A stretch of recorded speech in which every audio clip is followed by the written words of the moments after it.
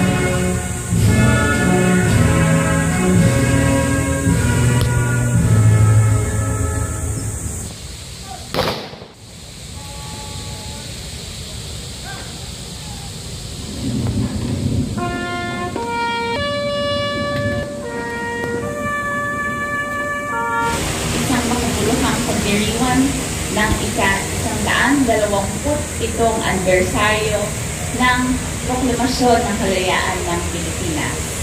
Hayaan niyo po akong basahin ang mensahe ng aming pinuno, Speaker Ferdinand Martin Romualdez, Speaker of the House of Representatives. Magandang umaga po sa inyong lahat. Mayor Francis Zamora, Congresswoman Bel Zamora, mga opisyal ng pamahalaan, mga kapwa ko ng bayan at mga mahal kong kababayan. Isang makasaysayang pagbati po sa inyo ngayong araw ng kalayaan. Malaking karangalan ko po para sa akin na tumayo dito sa pinaglabanan. Lugar ng unang putok ng revolusyon, simbolo ng unang pindig ng mga Pilipino para sa kalayaan. Ngayong taon, ang ating tema, kalayaan, kinabukasan, kasaysayan. Tatlong salitang nagbibigay paalala sa ating tungkulin. Hindi lang bilang mamamayan, kundi bilang tagapagmana ng sakripisyo ng ating mga bayani. Ang tunay na kalayaan ay hindi lang kalayaang pumili, kundi kalayaang mabuhay ng may dignidad at pag-asa. Kalayaan na may trabaho, pagkain, edukasyon, at ligtas na pamumuhay. Kinabukasan na sama-samang binubuo, hindi hinihintay. Ang kinabukasan ay pinagsusumikapan. Hindi ito regalo, kundi responsibilidad natin lahat. At kasaysayan na hindi lamang alaala, hindi aral, gabay sa mga desisyong hinaharap natin ngayon.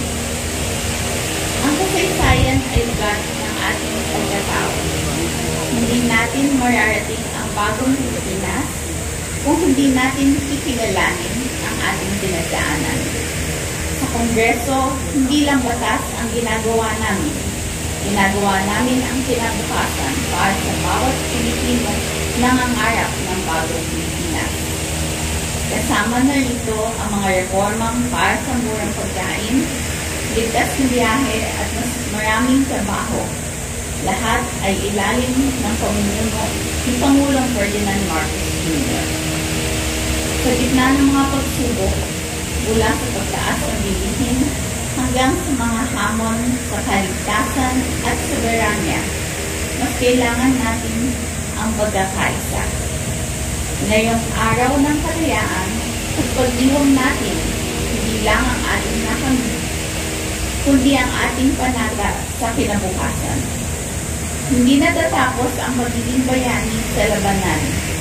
Nagsisimula ito sa araw-araw na paglilingkod at pagkakaisa. Mabuhay ang araw ng kalayaan. Mabuhay ang San Juan. Mabuhay ang Sino. Maraming salamat po at magandang umaga. Maraming salamat po, Kagalang-galang Isabel Maria J. Zamora.